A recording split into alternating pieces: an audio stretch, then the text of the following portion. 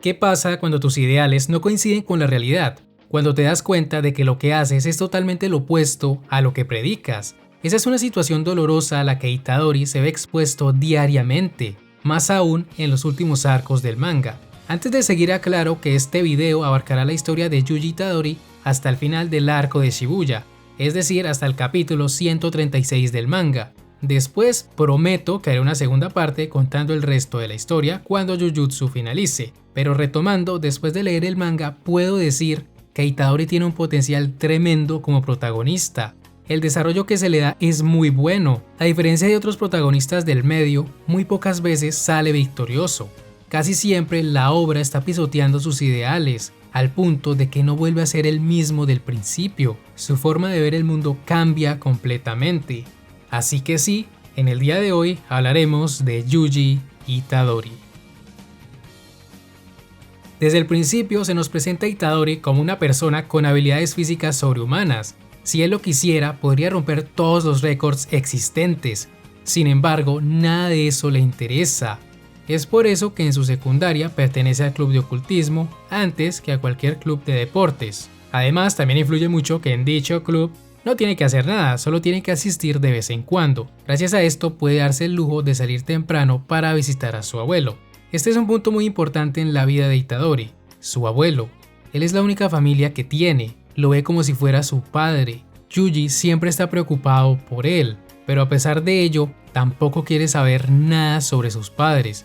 Es por eso que cuando su abuelo intenta hablarle de ellos, Itadori hace lo posible por no escucharlo. Y bueno, en el último capítulo del manga se entiende un poco mejor esta situación. Es mejor que él no sepa mucho de ellos porque su origen es un poco turbio. Pero retomando, la cosa es que su abuelo termina muriendo. Antes de hacerlo, le dice que no termine como él. Le pide que ayude a la gente. No tiene que ser a todo el mundo, solo a los que pueda. De esta manera, cuando muera, lo hará rodeado de gente. Estas palabras se convierten en una especie de maldición. A partir de ese momento, Itadori se mete en la cabeza que debe ayudar a otros. Es así como termina involucrándose con el mundo de la hechicería. Ayudaría a Fushiguro y terminaría comiéndose uno de los dedos de Sukuna, convirtiéndose de esta manera en su contenedor. Hacer esto sellaría su propio destino. Contener a esta maldición le traerá muchísimo sufrimiento. Al principio parece que lo más grave será su ejecución una vez reúna los 20 dedos de dicha maldición. Sin embargo, lo más doloroso no es eso, porque más adelante el propio Itadori sentirá que debe ser eliminado. Pero antes de que ese pensamiento pase por su mente, primero debe solucionar su conflicto con la última voluntad de su abuelo. Cuando Itadori conoce al director Yaga, este le recrimina que su razón para estudiar hechicería sea seguir los deseos de un tercero. ¿Acaso cuando muera le echará la culpa a su querido abuelo? Estas son palabras que lo hacen reflexionar, porque hasta ese momento Yuji se había quejado en varias ocasiones de las palabras de su abuelo. Murmuraba cosas como «qué voluntad más problemática» o «yo tengo mi propia maldición». Pensar en ello hace que se dé cuenta que el director tiene razón. Si sigue así, al momento de su muerte maldecirá a su abuelo. Es entonces cuando salen a la luz sus verdaderas razones. Piensa que siempre fue muy atlético, pero nunca hubo algo que solo él pudiera hacer. Si él lograra evadir la muerte y todo el tema de Sukuna, no se sentiría bien, porque sabría que personas inocentes estarían muriendo por culpa de ello. No podría engañarse a sí mismo, no podría decir que no era asunto suyo. Itadori no quiere pasar por eso, por lo tanto hace lo posible para no arrepentirse en vida. Es por ello que decide convertirse en el contenedor de Sukuna. Esta es una respuesta que satisface al director y por ende termina aceptándolo en la escuela de hechicería. A partir de allí se ve involucrado en todo tipo de misiones peligrosas, en una de ellas incluso muere y hasta se arrepiente por unos pocos segundos de haberse comido el dedo de Sukuna. Sin embargo, así como se arrepintió, también recuperaría la compostura y hasta lanzaría su primer golpe con energía maldita. Pero eso no quita que termine muerto y posteriormente reviva, todo por obra de Sukuna, quien se aprovechó de la situación para hacer un pacto con él. De esta misión quiero destacar la insistencia de Itadori con su otro ideal, es decir, él tiene dos ideales. El primero, salvar a otras personas, la voluntad de su abuelo, pero también está su ideal propio, lograr que la gente tenga una muerte digna. En este caso, eso se vería representado por entregar el cadáver de una víctima a sus familiares. La cosa es que dicha víctima era un delincuente, por lo que Fushiguro le formula la siguiente pregunta: ¿qué harás si las personas que salvas terminan asesinando a otras? Una pregunta complicada, pero que se adecua más al propio Fushiguro, porque Itadori le respondería: entonces, ¿por qué me salvaste?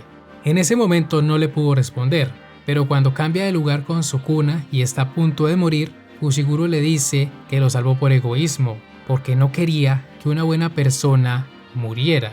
La muerte de Itadori sería aprovechada para protegerlo de los altos mandos, quienes deseaban su muerte inmediata. Mientras él permanecía oculto, aprendería a usar la energía maldita, desarrollaría su puño divergente y también sería testigo del poder del hechicero más poderoso de todos, Satoru Gojo, su maestro. Para mejorar las habilidades de Itadori, Gojo lo enviaría a misiones difíciles junto con Nanami. En una de estas conocería a Junpei, un chico que había sufrido bullying extremo y por ende había optado por dejar la escuela. Itadori tenía que investigarlo, pero en el proceso se vuelve muy buen amigo de Junpei. Hasta le cayó bien a su madre. Sin embargo, todo terminaría en tragedia. Junpei era solo un juguete de Mahito, una maldición de clase especial. Al final, no solo el chico, sino también su madre terminarían muertos. Itadori vería en primera fila cómo Mahito utilizaba mutación pasiva en Junpei, cómo este murió ante sus ojos y cómo se vio obligado a rogarle a Sukuna para que lo salvara. Pero como dije, Sukuna solo le traería sufrimiento. Este solo se burla de él. Si bien es cierto que para el rey de las maldiciones era imposible deshacer los efectos de mutación pasiva, eso no quita que disfrutara del sufrimiento de Itadori. Ver morir a su amigo lo llenaría de ira, pero en esta historia la rabia no es un catalizador de poder. Itadori solo lanzaría golpes sin sentido, siendo fácilmente humillado por su adversario, quien solo lo veía como un tonto, alguien que no era capaz de conciliar sus ideales con la realidad. Pero es en esta lucha donde Itadori empieza a ser consciente de las cosas. Luego de verse obligado a asesinar humanos modificados, empieza a dudar de sí mismo. En su charla posterior con Nanami se desarrolla este problema. Él le dice que asesinó personas. Entiende que la gente debe morir en algún punto, pero al menos quería que murieran con dignidad. Así es como pensaba, por eso buscaba la manera de no tirar del gatillo. Pero una vez lo hizo, ya no entendía nada. ¿Qué es una muerte digna? Nanami le responde que no lo sabe. Le recomienda que no siga con ese ideal, pero sabe que eso no lo detendrá, así que por lo menos debe asegurarse de no morir en el intento, ya que muchas personas necesitarán su ayuda en el futuro. Eso es porque él ya es un hechicero. Nanami por fin reconocía el valor de Itadori, y cómo no, si le salvó su vida en la batalla contra Mahito. Después de esto vendría el evento de intercambio, donde sucederían todo tipo de cosas extrañas. Los de Kyoto intentarían matarlo, todo se convierte en su best friend luego de escuchar que le gustan las mujeres altas de gran trasero, como Jennifer Lawrence. También lucharía contra Hanami, una maldición de clase especial, donde por primera vez utilizaría el destello negro, el resultado de su entrenamiento con todo. Además, igualaría el récord de golpes consecutivo de Nanami. Sin embargo, al final la maldición escaparía y el evento se terminaría resolviendo por un partido de béisbol. Todo este alboroto causado por Hanami había sido solo una pantalla para robar toda clase de objetos malditos por parte de Geto y su gente. La cosa es que más adelante Itadori y Nobara tendrían que luchar contra los híbridos Kechizu y Eso. Los derrotarían, pero en el proceso se dan cuenta de que no eran maldiciones. Antes de matarlos, Itadori ya se había conmovido por la manera en que estos hermanos se preocupaban el uno por el otro. Pero luego de asesinarlos, el saber que de nuevo había matado gente le bajó un poco la moral. Le pregunta a Nobara si era su primera vez. De ser así, ¿cómo se sentía? Ella le dice que cuando se es hechicero pasan esas cosas. Puede parecer fría, pero es un hecho que no pueden salvar a todos. Ella le dice que no había otra manera, no tenían tiempo para comprobar si eran maldiciones o no. Itadori lo entiende, pero también dice, uno de ellos estaba llorando por la muerte de su hermano. Él se alegra de que Nobara esté bien, pero piensa que lágrimas fueron derramadas por las vidas que arrebataron. Cuando termina esta misión sucede algo interesante. Fushiguro y Nobara deciden no contarle a Itadori que cuando se comió el primer dedo, este sirvió como detonante para que las maldiciones se activaran. Ellos saben que no es culpa de su amigo, pero si él se enterara, se sentiría mal. La cosa es que no sirve de nada porque Sukuna se lo dice mientras se burla de él. Aquí podemos ver que Itadori es una persona muy fuerte psicológicamente hablando, ya que él carga con toda esa culpa. Si bien es cierto que en realidad no tiene responsabilidad en esto, él siente que de alguna manera su sola existencia ya es un pecado. En el arco de Shibuya, todo esto que se venía trabajando con Itadori termina por explotar. En este arco el mundo se ve amenazado por la desaparición de Satoru Gojo, el hechicero que le daba equilibrio al mundo.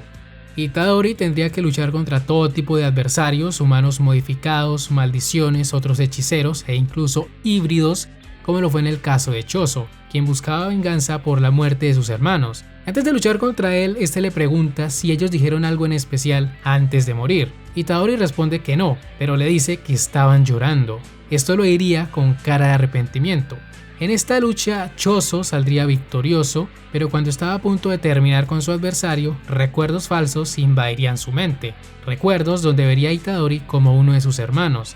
¿Saben? Empiezo a creer que la habilidad de Itadori es crear falsos recuerdos en otros. Ya pasó con todo y ahora estaba pasando con Choso. Sin embargo, si bien Itadori logró salvarse de una muerte segura, lo peor estaba por venir. Algunas seguidoras del gueto original y posteriormente Yogo le harían dedos de Sukuna. En total, su cuerpo recibiría 11 dedos para un total de 15.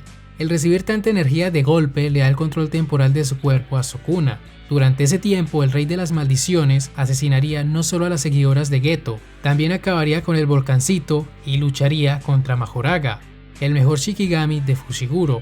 En el proceso activaría su extensión de dominio, el relicario maldito, y destruiría gran parte de la ciudad. Edificios, personas, todo sería reducido a nada. Cuando termina su pelea, le regresa el control a Itadori, no sin antes decirle: ahora te toca digerir esto. Itadori no puede creer lo que ve, incluso vomita al darse cuenta de la destrucción que causó. Siente que de alguna manera todo es su culpa, cree que debería morir. Sin embargo, de alguna manera logra levantarse. Si sigue así, solo terminará convirtiéndose en un asesino, por lo tanto debe seguir luchando.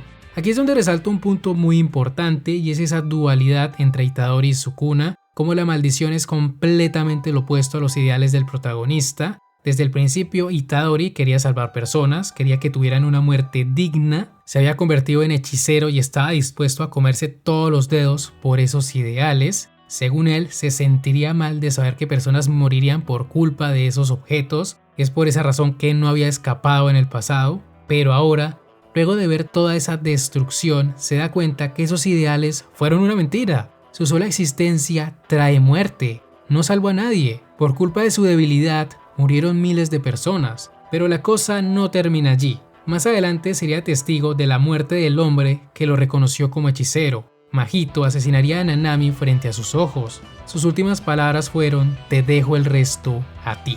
De nuevo, como había ocurrido con la muerte de Junpei, Itadori, lleno de rabia, ataca a Mahito, pero al igual que en aquella ocasión, la ira solo entorpeció sus habilidades. Sumado a esto, la maldición lo provoca diciéndole que él jamás sentirá remordimiento, le dice que ambos son iguales, mientras no lo acepte no podrá vencerlo.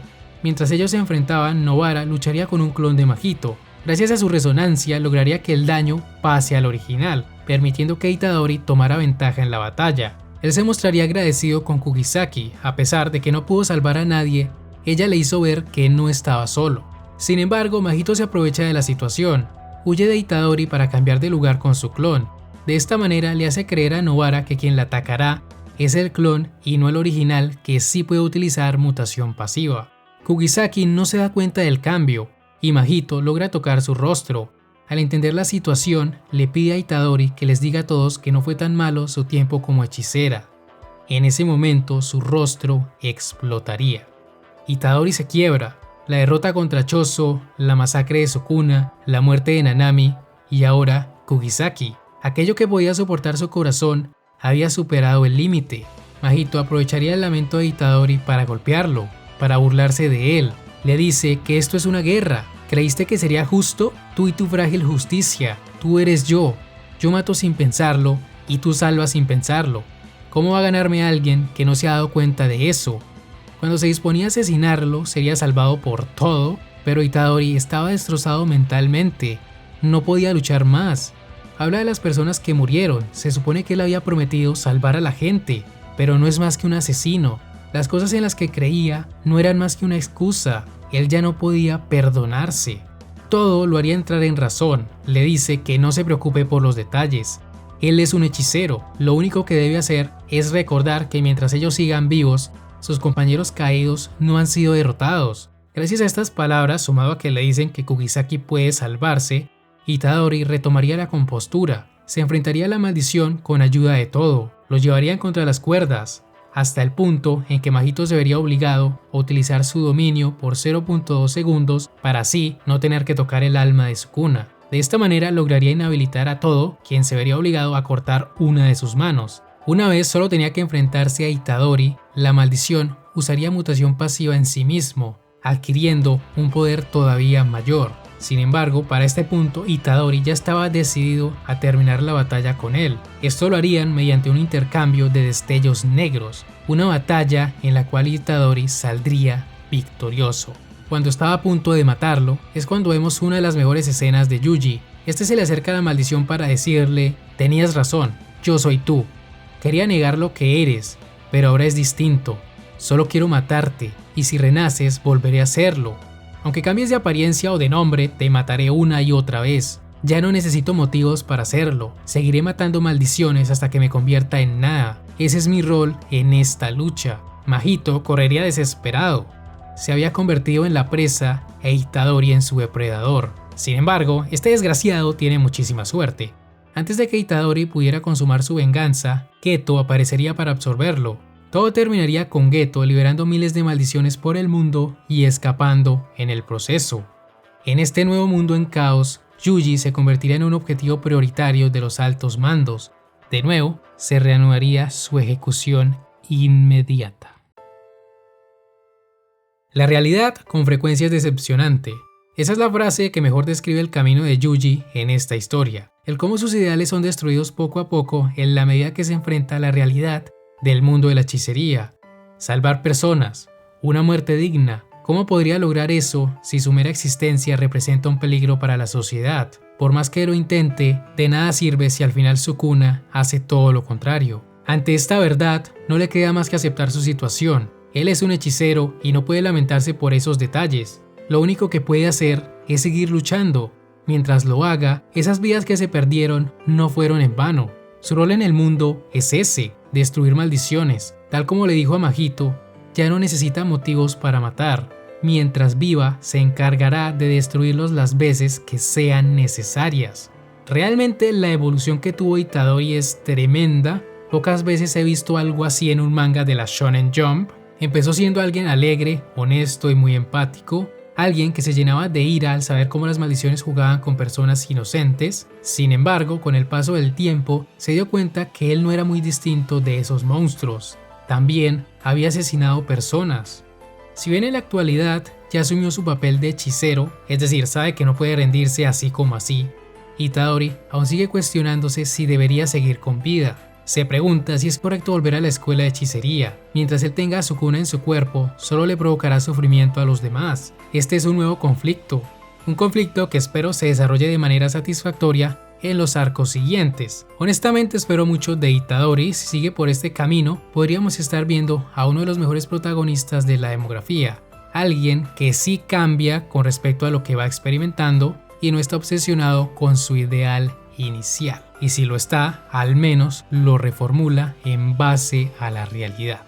Y bueno, con esto llegaríamos al final de este video. Si les ha gustado, no olviden dejar un buen like, suscribirse y nos veremos en siguientes videos. Hasta la próxima.